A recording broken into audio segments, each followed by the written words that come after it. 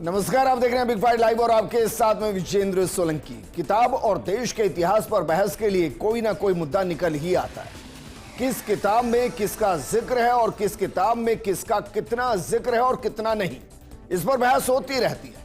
इन दिनों राजस्थान में आजादी के बाद का स्वर्णिम भारत पर सियासी पारा हाई है। 11वीं और 12वीं कक्षा के इतिहास की पुस्तक में आजादी के बाद का स्वर्णिम भारत का जिक्र है, लेकिन शिक्षा मंत्री मदन दिलावर का कहना है कि किताब में सिर्फ कांग्रेस और गांधी परिवार का महिमा मंडन किया गया। ऐसे में किताब पर बैन लगा दिया गया है। किताब पर बैन के बाद कांग्रेस भड़क गई। आज देश की आजादी में उंगली कटाने तक पहुंच गई। ऐसे में सवाल यह है कि क्या देश के विकास में योगदान देने वालों का जिक्र पार्टी और परिवार देकर किया जाएगा या फिर इसका कोई और पैमाना है। आज बात इसी मुद्दे पर कि स्वर्णिम भारत के इतिहास में पॉलिटिक्स कितनी डर्टी हो चली है और उसको लेकर सियासत कितनी शून्य है।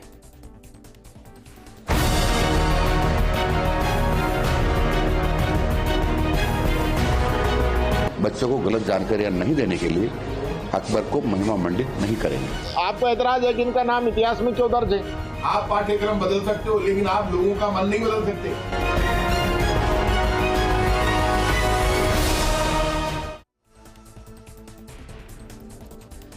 जो इतिहास को पढ़ाते हैं वो अक्सर ये कहते हैं कि वो तो पढ़ना ही चाहिए जो लिखा गया है। दरअसल वो भी पढ़ना चाहिए जो लिखा नहीं गया, और इसलिए इतिहास हमेशा से विवादों में रहा है। लेकिन क्या वाकई में स्वर्णिम भारत के इतिहास को अगर हम पंडित नेहरू से शुरू कर रहे हैं तो क्या वो प्रधानमंत्री मोदी तक आज के दौर में होना चाहिए? और अगर ऐसा नहीं हो रहा है तो क्या स्वर्णिम भारत के अध्याय के कुछ पन्नों को जानबूझकर जोड़ा नहीं गया या जोड़ने की कोशिश अब हो रही है? इस मुद्दे पर बात करने के लिए हमारे साथ मौजूद हैं बीजेपी प्रवक्ता राखी राठौड़ जी, कांग्रेस प्रवक्ता आर तिवारी जी, राजस्थान प्राथमिक एवं माध्यमिक संघ से प्रदेश अध्यक्ष विपिन शर्मा जी और साथ में शिक्षाविद ममता शेखावत जी। शुरुआत आर तिवारी जी आपके साथ। आपको लग रहा है कि किताबों को बनाने के दौरान जब भी कांग्रेस की सरकारें होती हैं, एक नजरिया साफ होता है कि गांधी परिवार के इर्द गिर्द किताबों को कितना ज्यादा लिख दिया जाए उतना कम है? क्या ऐसा होता है? विजेंद्र, सबसे पहले तो मैं ये पूछना चाहता हूं कि गांधी परिवार कोई देशद्रोही परिवार है क्या? और आज तो डबल इंजन की सरकार है राजस्थान में। नरेंद्र मोदी जी के ऊपर पूरी किताब लिखवा के बंटवा दो ने किसने कहा? मैं कह रहा हूं शिक्षा मंत्री इस्तीफा दे, और अगर नहीं देते हैं तो भजन लाल जी को उनसे इस्तीफा मांगना चाहिए। आत्ममुग्ध जो मंत्री होता है, जिसने अपने जीवन में राजस्थान के विकास की तो छोड़ो, अपने इलाके के विकास के लिए कुछ नहीं किया। अरे 11वीं और 12वीं के बच्चे इस लायक है कि वो क्या पढ़ना चाहते हैं, क्या पढ़ रहे हैं, उनको मालूम है। अगर नेहरू से लेकर के राजीव गांधी तक का अगर लिखा है तो उनके कह रहे हैं कैलाश शर्मा जी, मनमोहन सिंह, ये हमने सरकार से अप्रूव करा करके पाठ्यक्रम छपवाया है। पहले तो मनमोहन सिंह तक, मंत्री की जिम्मेदारी मनमोहन सिंह तक, आर तिवारी जी, पहले तो नेहरू जी से लेकर डॉक्टर मनमोहन सिंह जी तक। अब सवाल यह है कि इनके बीच में तो अटल जी भी रहे, इनके बीच में तो शास्त्री जी भी रहे, इनके बीच में तो पीवी नरसिम्हा राव जी भी रहे, और भी कई रहे। वो कहां गए? ये देखने की जिम्मेदारी किसकी? अभी तो हमारी सरकार है ही नहीं। अरे भाई, आपकी सरकार में छपी है किताबें, मैं इसलिए पूछ रहा हूं। शिक्षा मंत्री इतना अनपढ़ है, उसको पता ही नहीं लगता कि मेरे विभाग की 11वीं 12वीं की पुस्तकों में क्या छप रहा है। और फिर अगर वो करोड़ों रुपए को रद्दी की टोकरी में डाल देते तो इस्तीफा देना चाहिए, नहीं तो भजन लाल जी को हटा करके नया शिक्षा मंत्री बनाना चाहिए। अगर देश के लाल को, जवाहर को अगर पढ़ाने की अगर गलती है तो ये कांग्रेस नहीं है। आर तिवारी जी, भाई 2023 में पब्लिकेशन हुआ, वही 24 और 25 में अपडेट होकर चल रहा है। अपडेट भी नहीं, बस 2025 से लिख दिया गया है। किताब वही है जो 2023 में छपी। मैं ये कह रहा हूं कि अगर डॉक्टर मनमोहन सिंह तक ये किताब है तो बीच में अटल जी का दौर क्यों नहीं है? अरे भाई शास्त्री जी का दौर क्यों नहीं है? राखी राठौड़ जवाब दे। अरे भाई उससे तो सवाल करूं आज राज हमारा नहीं है, इनको क्या पढ़ाना है क्या नहीं पढ़ाना है, जिम्मेदारी किसकी है? कांग्रेस के दौर में जो किताबें छपी, चलिए एक और उदाहरण देता हूं। आर तिवारी जी, सरकार आएगी 3 साल बाद में। आर तिवारी जी, एक और उदाहरण लेता हूं। पंडित नेहरू जी से लेकर डॉक्टर मनमोहन सिंह तक, चलिए मान लिया कि उन प्रधानमंत्रियों को आपने ज्यादा वक्त नहीं दिया और ज्यादा उनको पब्लिश नहीं किया, उनके फोटो नहीं लगे जो कांग्रेस के नहीं थे, लेकिन बताइए उसमें सोनिया गांधी जी का भी फोटो और जिक्र है। अब बताइए वो कौन से ऑफिशियल पद पर रही या कब प्रधानमंत्री रही? वो यूपीए की चेयरमैन रही। तो एक मिनट, ये किताबें यूपीए की चेयरमैन रही, सर्वदलीय जो हमारा ढांचा था उसकी चेयरमैन थी। तो ये किताबें यूपीए की हैं क्या? क्या ये किताबें कांग्रेस पार्टी की हैं सर? ये बात आप राखी से पूछो ना। राखी राठौड़ जी, अरे राखी राठौड़ जी, उन्होंने जो किया क्या मैम? क्या वाकई में ये भी जानकारी नहीं किसी के पास कि किताबों में क्या छापा जा रहा है और बच्चों को क्या पढ़ाया जा रहा है? एक मामला तूल पकड़ता है तो किताब भी बंद कर देते हैं, रोक भी देते हैं, क्यों भाई? देखिए विजेंद्र जी, टूल नहीं पकड़ता है, ये आदरणीय मंत्री जी ने खुद इंटरफेयर करके इसको रुकवाया है, क्योंकि मैं ऐसा मानती हूं कि कई तरह की बातें हो रही हैं। एक फाइनेंशियल लॉसेस होते हैं और एक सांस्कृतिक लॉसेस होते हैं, जिसमें परसेप्शन की बात होती है। फाइनेंशियल लॉसेस तो हम लोग बियर कर सकते हैं, लेकिन जो परसेप्शन बन जाता है, हमारी हिस्ट्री में आप देखिए लगातार ऐसा हुआ कि हमने मुगलों को महान बताया। आज राजस्थान की देखिए गलत बात है, विजेंद्र जी इनको चुप करा सकते हैं तब तो इनको बात करेंगे, कोई तरीका नहीं होता है। विजेंद्र जी, सोनिया गांधी कौन है? सोनिया गांधी का क्या काम है ये बताइए आप? बीजेपी का कोई इतिहास ही नहीं है।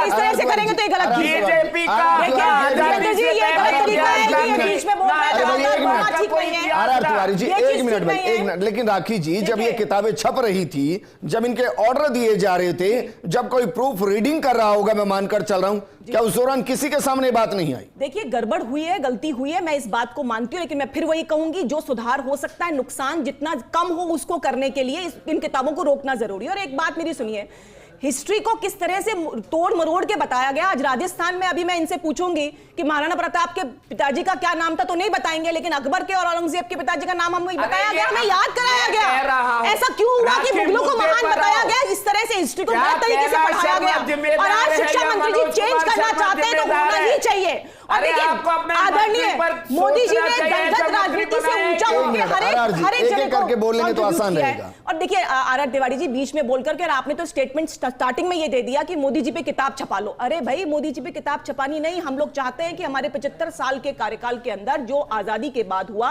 उसमें हर एक के कंट्रीब्यूशन को वहां पे शामिल किया जाए। आदरणीय मोदी जी ने बिना किसी दलगत राजनीति के, चाहे सरदार वल्लभ भाई पटेल हो, चाहे नरसिम्हा राव के लिए उन्होंने सम्मान दिया उनको, चाहे वो प्रणब मुखर्जी हो, उन सबको किया, जो उन्होंने कंट्रीब्यूट किया उसको हम लोगों ने यहाँ पर पोर्ट्रे किया। लेकिन यहाँ पे सिर्फ और सिर्फ एक परिवार। आप बताइए 1000 से ऊपर की ऐसी योजनाएं और ऐसे स्मारक हैं जो कि एक परिवार के नाम कर दिए। ये चीज सही है कि गलत है? अगर गलत चीज बताई जाएगी, और राजस्थान के अंदर देखिए आप अशोक गहलोत जी की बात कर दिया, मैं तो कह रही हूँ आपके कांग्रेस के मोहनलाल सुखाड़िया, उनकी बात क्यों नहीं हुई? भैरव सिंह जी शेखावत की बात क्यों नहीं हुई? क्यों नहीं? वसुंधरा राजे की बात करी? इस तरह की बातें मत कर रही हो। इसीलिए नई एजुकेशन पॉलिसी आई है, अप्रूवल लिए सेंट्रल गवर्नमेंट से चेंज नहीं कर सकते। आर तिवारी जी, आपकी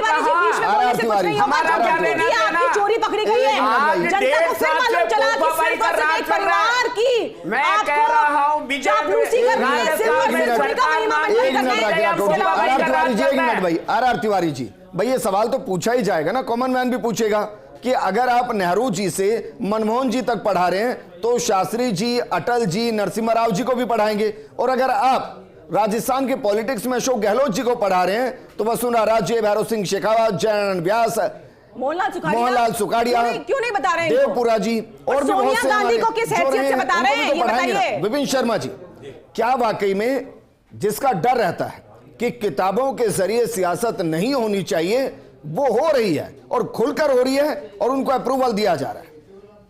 बीच बीच में विवाद आते हैं। अकबर महान के महाराणा प्रताप महान, जब सरकारें आती है, जब बीच में कोई बड़ा मुद्दा आ जाता है तो इस तरह की बातें छेड़ दी जाती है, वो मुद्दे गौण हो जाते हैं। ये किताब की बात करें तो 13 में भी वही पाठ्यक्रम था, संशोधित होकर 19 में छपा, 19 में वही पाठ्यक्रम लेके अब वही छपा। 2 साल से बीजेपी सरकार थी तो उसको देख लेती, वही चेंज कर दे, किताबें तो वही छपी पुरानी वाली, आप पाठ्यक्रम चेंज कर देते। आज कौन सी बात आ गई? किताब जो छपी है उसमें जिक्र नहीं है प्रधानमंत्रियों का, वो बिल्कुल गलत है। अब 2019 की बात, अभी हमारे माननीय मंत्री जी ने कहा कि उसमें 370 नहीं है। किताब जून में आ गई थी 2019 में, अगस्त में शायद 370 हटा, तो वो जिक्र कैसे होता? तो अब ये बातें चुनावी स्टंट वाली बातें हो जाती है। हम शिक्षकों को जो किताब मिलेगी हम तो वो पढ़ाएंगे, आप कुछ भी पढ़वा लो, हम तो सब कुछ पढ़ाएंगे, हमारे कोई दिक्कत नहीं है पढ़ाने में। पर जब राजनीति की बात आ जाती है अगर, तो उसमें भी सच्चाई देखनी पड़ती है। 2 साल से सरकार थी तो सरकार को अपना सिलेबस चेंज कर देना चाहिए था, नहीं छपानी चाहिए थी। अब दिक्कत आ रही है तो एक सप्लीमेंट और जोड़ दो। मुझे किसी भी सरकार से कोई लेना देना नहीं है, मुझे लेना देना है अपने यहाँ के बच्चों से। ऐसा थोड़ी ना है भाई कि एक की सरकार आएगी तो अकबर महान हो जाएगा, दूसरे की सरकार हुई तो महाराणा प्रताप महान हो जाएंगे। बच्चा क्या पढ़ेगा? एक की सरकार आई तो कांग्रेस का दौर स्वर्णिम हो गया, एक की सरकार आई तो बीजेपी का दौर स्वर्णिम हो गया। भाई बच्चों के लिए एक ऐसी कॉमन मिनिमम प्रोग्राम के साथ की एजुकेशन होनी चाहिए जो सरकार बदलने के साथ ना बदले।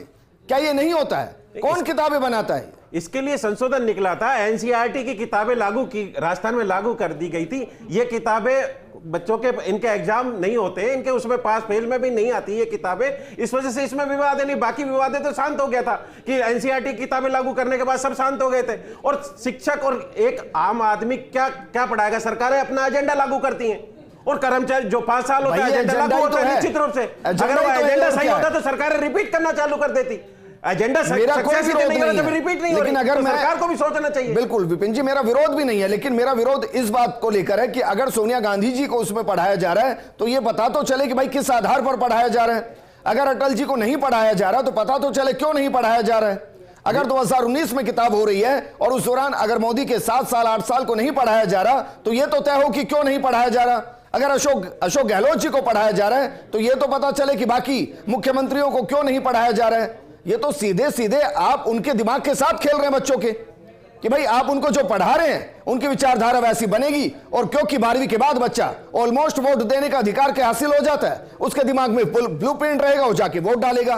आप तो सीधे सीधे सैबोटाइज कर रहे हो बच्चों को। ममता शेखावत जी, क्या आपको नहीं लगता है कि भाई इन चीजों को कम से कम बच्चों से दूर रखना चाहिए और पढ़ाया जाए तो एक निष्पक्ष, स्वतंत्र, एक ऐसा विचार पढ़ाया जाए जिस पर सभी दल एकमत हो? मैं आपसे पूर्णतः सहमति रखती हूँ। एक्चुअली ये जो भी इंसिडेंट्स है ये हमारे बच्चों के लिए बहुत ही नुकसानदायक है। और अगर जो सिलेबस है उसको हम दलगत राजनीति से अलग नहीं रखेंगे तो I think we are playing with the future of our country. आप एक तरह से ब्रेन वॉश कर रहे हैं अगर आप ये डिसाइड कर रहे हैं कि ये पढ़ाना है जब एक पॉलिटिकल पार्टी रूल कर रही है और जब दूसरी आती है तो ये पढ़ाना है, विच इज़ कंप्लीटली इनकरेक्ट। और मैं तो कहूँगी कि ये बच्चों के भविष्य के साथ खिलवाड़ करना, तो हमें दलगत राजनीति से हटकर और जो एजुकेशन है, जो शिक्षा है, इसको पूर्णतः अलग रखने की ज़रूरत है। आज देखिए बच्चे हमारे कंफ्यूज है, अगर हम चेंज भी कर रहे हैं या जो भी प्रोसेस होने वाला है, बच्चा आज कंफ्यूज है कि ये क्या सही था या क्या नहीं था, तो हम उनके दिमाग के साथ खेल रहे हैं, ब्रेन वॉश करने की कोशिश कर रहे हैं, तो विच इज़ कम्प्लीटली इनकरेक्ट। और मैं तो इसमें एक फ्लॉ भी बोल रही हूँ कि एक एडमिनिस्ट्रेटिव कमी है कि जब ये पुस्तक जो है ये प्रिंटिंग होने के लिए जा रही थी तो पहले इन चीज़ों पर ध्यान क्यों नहीं दिया गया। तो ये तो एक पूरा ही बहुत ही एक sort of very confusing situation पैदा हो गई है जिसमें समझ ही नहीं आ रहा। मेरा सिर्फ एक सजेशन है कि कृपया बच्चों को, हमारे देश के भविष्य को राजनीति से अलग, उन्हें आप वोटर बनने दीजिए, लेट देम डिसाइड कि वो किस पॉलिटिकल पार्टी के साथ है। जो ईयर वाइज घटनाएं होती हैं उनको एज इट इज़, उसमें ना कोई काट ना कोई छांट होनी चाहिए, जो जैसा हुआ उस तथ्य को उसी तरह से प्रस्तुत करना चाहिए। और छोड़ दीजिए भाई, बिल्कुल छोड़ दीजिए, बिल्कुल। नेहरू जी के टाइम में कौन कौन से गलत फैसले हुए मत पढ़ाइए, बिल्कुल जो अच्छे फैसले वो पढ़ा लीजिए। मोदी जी के टाइम में जो अच्छे फैसले वो पढ़ा लीजिए, अटल जी के टाइम में जो अच्छे फैसले वो पढ़ा लीजिए, इंदिरा जी के, नरसिम्हा राव जी के, शास्त्री जी के टाइम में जो अच्छे फैसले वो पढ़ा लीजिए। छोड़ दीजिए कि किसने क्या गलत किया। क्रिटिकल थिंकिंग का जो मैटर है वो बच्चे पर छोड़ दीजिए। आप उनको ईयर वाइज जो घटना जिस समय घटित हुई, जैसे घटित हुई, बिल्कुल उसे उसी तरह से पेश कीजिए। आप बच्चों के साथ खिलवाड़ मत करिए। आप अपने वोटर बैंक नहीं बढ़ा सकते, आप चेंज नहीं कर सकते। यही तो दिक्कत है, मैं इसलिए तो कह रहा हूं कि नकारात्मक मत पढ़ाइए, क्योंकि अगर कांग्रेस पढ़ाएगी तो आपातकाल को भी सही ठहराएगी और बीजेपी पढ़ाएगी तो उसको काला अध्याय बताएगी। घटना एक ही है, लेकिन सरकारों की विचारधारा के साथ इतिहास बदल जाता है। तो ये पूरा इंसिडेंस मुझे लगता है कि हमारे शिक्षा के क्षेत्र को बहुत ही एक एम्बैरेसिंग सिचुएशन है। आर तिवारी जी, देखिए आप समझिए चीज को, आपकी सरकार नहीं है, क्यों नहीं है ये मंथन आपको करना है, लेकिन ऐसा भी नहीं होना चाहिए ना कि भाई बच्चों के दिमाग के साथ आप खेलना शुरू कर दे आपकी सरकार हो। मैं 100% कह रहा हूं कि वर्तमान स्थिति में जो किताबें प्रिंट हुई उसमें वर्तमान सरकार की जिम्मेदारी थी, लेकिन जिस सिलेबस को उसमें एड ऑन किया गया उसमें कांग्रेस की जिम्मेदारी है कि कांग्रेस ने इतना महिमा मंडन कर दिया कि आज वो किताब सवालों के घेरे में आ गई है। आप उस वक्त निष्पक्ष होते, पार्शियलिटी नहीं कर रहे होते, महिमा मंडन एक परिवार का नहीं कर रहे होते तो ऐसा नहीं होता। आर तिवारी जी, विजेंद्र, अगर शून्य से आप शीर्ष पे ले जाने वाले प्रधानमंत्री भारत के लाल जवाहरलाल को अगर इतिहास से हटाओगे तो आपका इतिहास होगा ही नहीं। कौन रहा है विजेंद्र जी? IIM लाने वाला, बोकारो कल कारखाने लाने वाला, भाखड़ा नागरबान लाने वाला, नेहरू को अरे भाई आर तिवारी जी कोई हटाने की बात नहीं कर रहा है। हटाने की बात नहीं कर रहा है करने वाले भाई जिनको जोड़ा नहीं किया बात उनकी हो रही है। की बात कर रहा है आर तिवारी जी, चलिए मैं आपसे पूछता हूँ, आर तिवारी जी, गारंटी देने वाला, आर तिवारी जी, आर तिवारी जी आप बोलिए, चलिए मैं आपसे पूछ लेता हूँ भाई। सोनिया हमारे कौन को सी कहाँ प्रधानमंत्री आपत्ति थी? है? आर तिवारी जी, आपत्ति मदन दिलावर जी को है। आर तिवारी जी, मदन दिलावर जी को अगर उनको जो कुछ पढ़ाना आर तिवारी जी, इतिहास से अरे भाई नहीं है। सुनिए ना आर तिवारी जी, किसी को हटाया नहीं जा रहा। मैं आपसे पूछ रहा हूं, आपने 40 साल दिए राजस्थान की सियासत को, दिए हैं ना सर। मैं आपसे पूछता हूं, चलिए बताइए, आपने ना जाने कितने प्रधानमंत्रियों को भी देखा होगा। मैं आपसे पूछ रहा हूं कि भाई क्या शास्त्री जी का योगदान नहीं इतिहास में? अरे हाँ या ना भाई, में बताते चलिए बस। आज आपका हाँ या ना में प्रश्न बताते क्या चलिए है? सर। हाँ या ना में बताते चलिए। क्या नरसिम्हा राव जी का कोई योगदान नहीं? की टोकरी में क्या क्यों डाला अटल जी गया? का मैं कोई आपसे योगदान प्रश्न नहीं? कर रहा हूं। क्या 4,90,000 किताबों को रद्दी की टोकरी में किसने डाला? जिम्मेदारी कैलाश शर्मा की है, मनोज कुमार की है। वो कह रहे हैं हमको तो सरकार को हमने प्रमुख भेज दिया था, उन्होंने जो काम हमने छाप दिया। आर तिवारी जी, मुख्यमंत्री चलिए कोई बात नहीं, आपको चलिए ठीक है। एक minute R Tiwari ji, R Tiwari ji, भाई राखी राठौड़ जी ने जिम्मेदारी मानी कि भाई हाँ हमारी सरकार में गलत किताबें छपी। अब आप कहिए कि हाँ हमारी सरकारों ने जानबूझकर बच्चों के दिमाग से खेलने के लिए सिर्फ कांग्रेस का ये पाठ्यक्रम पढ़ाया। कहिए का सवाल है, देश के अंदर पढ़ाया है वो जाएगा जो इतिहास है। देश की आजादी से नरसिम्हा राव का कंट्रीब्यूशन नहीं है, अटल जी का कंट्रीब्यूशन नहीं है, जिन्होंने गांवों को शहरों से जोड़ा है। नहीं है क्या देश के अंदर शमशान और एक minute Rakhi ji, R Tiwari ji, R Tiwari ji, R Tiwari ji, चलिए मैं एक लाइन में पूछ लेता हूं भाई।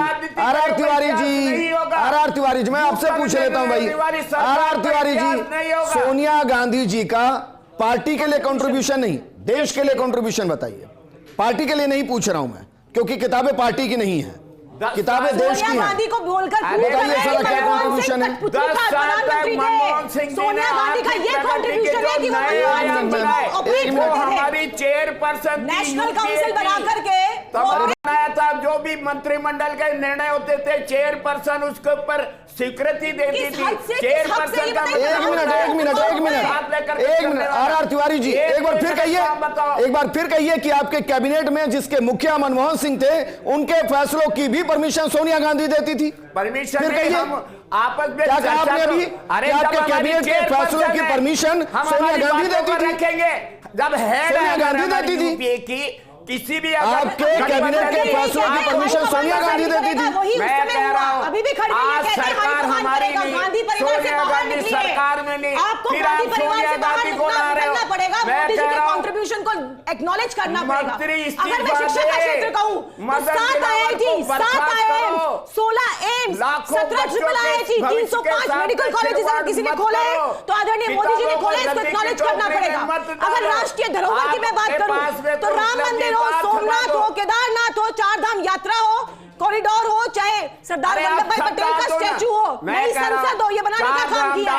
आम आदमी के लिए जनधन योजना, उज्ज्वला योजना, टॉयलेट्स की योजना, जल जीवन मिशन, सुकन्या समृद्धि योजना, ऐसी अनेकों योजनाएं लेकर आए और अंग्रेजों के बनाए हुए कानूनों को हटाया, धारा 370-35 को हटाया। अगर 3 तलाक को हटाने वाले प्रधानमंत्री जी को मेंशन नहीं कर पा रहे तो आपकी संकीर्ण मानसिकता दिखा रही है। ये साफ दिखा रही है कि आप सिर्फ गांधी परिवार के पीछे जाना चाहते हैं, इसके अलावा कुछ भी नहीं, और इसीलिए बदलाव होगा। अब हम लोग अकबर महान नहीं पढ़ेंगे, अब हम गांधी महान नहीं पढ़ेंगे, हम सही बात पढ़ेंगे और आपातकाल को भी पढ़ेंगे। आपने क्यों छोड़ा आपातकाल को? और और देखिए ये सही एक बात मिनट है, राकेश कोई जी, भी आपने क्या देश- कहा? मैं गांधी कह रहा- महान नहीं पढ़ेंगे? नहीं बिल्कुल नहीं, गांधी परिवार जिसकी बात हो रही है, महात्मा गांधी जी की बात नहीं हो रही है, अच्छा। लेकिन गांधी परिवार जिसके लिए हमेशा, आप बताइए 1000 से ऊपर की योजनाएं, नहीं छोड़िए, चलिए मुझे प्रोग्राम को कंक्लूड करना है, छोड़िए भाई।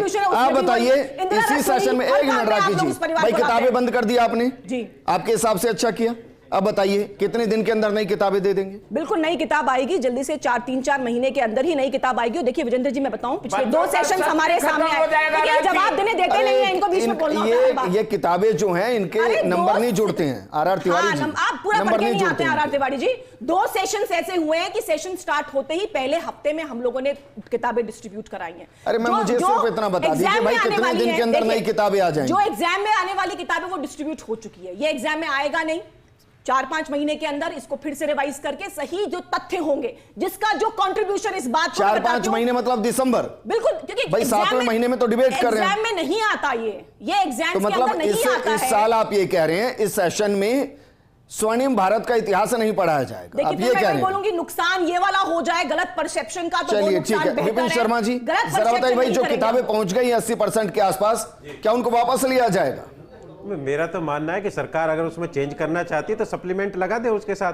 भाई वो भी प्रधानमंत्री रहे, उनके बारे में भी जो लिखा पड़ा है, बाकी सप्लीमेंट लगा दे, और प्रधानमंत्री का जो उसमें रह गया देखना पड़ेगा किताबों में क्या क्या रह गया, जो जो योजनाएं हैं और अब तक का पूरा उसको 2025 तक कंप्लीट करके एक सप्लीमेंट के बुक्स उसके साथ और जोड़ दी जाए, तो वो किताबों का खर्चा भी बच जाएगा। बाकी सरकार जो डिसीजन करे वो करे। ये मैं फिर कह रहा हूं कि ये केवल मीडिया का मुद्दा है। स्कूल खुल चुके, कितने टीचर पहुंचे, कितनों की पदोन्नति है, वो मुद्दों पर बात होती, कितने शिक्षक कम है उनकी बात होती तो ज्यादा सीरियस कर रहता। किताबों पर बात होती, गौण हो जाते हैं, कहां और तालाबंदी हो रही है, शिक्षक कहां क्या हो रहा है, पढ़ाते उस और ज्यादा ध्यान देते। शिक्षक जाकर इन किताबों को ही पढ़ाएंगे जिन किताबों को लेकर विवाद है, या कुछ और पढ़ाएंगे?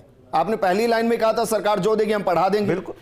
अगर उसमें गलत भी कहा तो भी पढ़ा देंगे, बिल्कुल वाकई में पढ़ा देंगे सर, गलत भी पढ़ा जो देंगे। सरकार देगी, सरकार अपना एजेंडा लागू करवा रही तो जो पढ़ाएगा, जो मिला है वही तो पढ़ाएंगे। तो मतलब शिक्षक सरकार के एजेंडे के हिसाब से बच्चों को पढ़ाता है। यही डर रहा है। कांग्रेस आती, कांग्रेस आज अपना गुरु एजेंडा लाते, पूर्णिमा है बीजेपी सर। अपना एजेंडा। हमारा आज तो जो गुरु पूर्णिमा है, आप सोच समझ कर बोलिएगा विपिन जी। बिल्कुल। गुरु पूर्णिमा है आज, बिल्कुल गुरु और पूर्णिमा गुरु वही बच्चों का करना निर्माण पड़ेगा जो करता है। सरकार चाहेगी, जो गुरु सरकार बच्चों सिलेबस ना- देगी ना- वही हमको गुरु पढ़ाना बच्चों पड़ेगा। का निर्माण हम करता अपनी है, मर्जी से नहीं पढ़ा किसी सकते। पार्टी और किसी सरकार के एजेंडे का निर्माण नहीं करता है गुरु, बच्चों जो का एजेंडा निर्माण दिया करता है। जाता है, आज जो गुरु पूर्णिमा किताबें दी है। जाएगी उस सिलेबस को ही ममता पढ़ाना शेखावत पड़ेगा। जी, मैं नहीं मानता इस चीज को।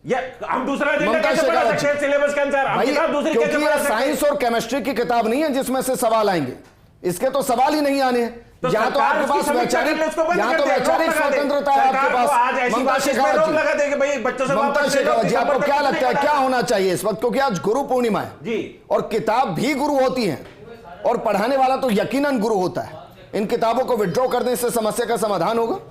देखिए आज के समय में हमें एक बहुत बड़ा बेनिफिट है, and that is internet connectivity. तो आज हमारे पास इतना कुछ मटेरियल अवेलेबल है कि जिस बुक की हम बात कर रहे हैं, अगर उसके बाद उसमें कन्फ्यूजन है तो भी आज का जो छात्र है वो इतना स्मार्ट है कि हमारे पास इतना कंटेंट अवेलेबल है कि वो खुद अपना परसेप्शन थ्रू अदर सोर्सेज ठीक। और रेफरेंस बुक्स हैं या बहुत सारा ऑनलाइन कंटेंट है, उसके थ्रू वो अपनी खुद की ठीक है, जो मैं इस पर ओपिनियन नहीं है। जाऊंगा, माफी के साथ नहीं जाऊंगा, क्योंकि अगर इस कॉन्सेप्ट पे आएंगे तो बच्चों को स्कूल जाने की भी जरूरत नहीं है। बाकायदा केमिस्ट्री से लेकर मैथ से लेकर साइंस के बाकी सिलेबस और नहीं, जितने सिलेबस है सबके ऑनलाइन क्लासेस मेरा हैं। कहने का ये मतलब फिर था ऑनलाइन पढ़ ले बच्चे। कि नहीं ऑनलाइन से मतलब नहीं है। मेरा मतलब है कि अगर कोई गलत जानकारी दी जाती है तो आज हमारे पास इतने ऑप्शन है कि हम उस गलत को सही या सही को गलत जो भी है बच्चे हम जो उस तक किताब जा पढ़ रहे सकते हैं। होते हैं ना, लेकिन बच्चे जो किताब पढ़ रहे होते हैं वही सही माना जाता है। शुक्रिया हमारे साथ जुड़ने के लिए। राकेश जी शुक्रिया, आर तिवारी जी शुक्रिया, विपिन जी शुक्रिया और ममता शेखावत जी आपका भी शुक्रिया।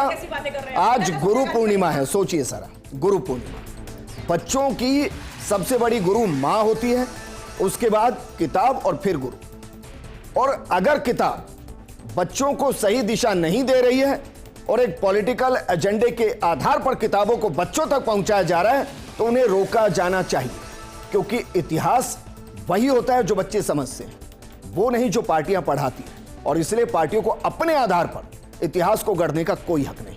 इस प्रोग्राम में फिलहाल इतना ही। नमस्कार।